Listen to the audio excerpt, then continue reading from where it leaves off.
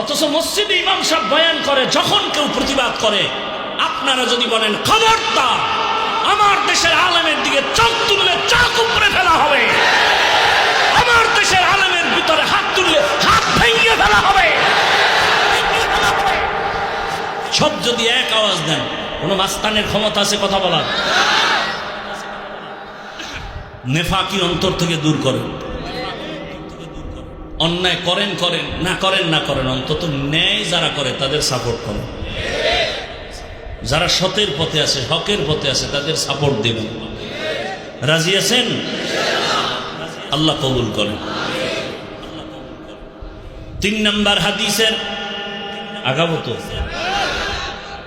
মান আহাব্বা দুনিয়াহু আদাররা বিআখিরাতিহি ওয়া মান আহাব্বা আখিরাতাহু আদাররা বিদুনিয়াহু ফাআসিরু মা ইয়াবকা আলা মা ইয়াফনা।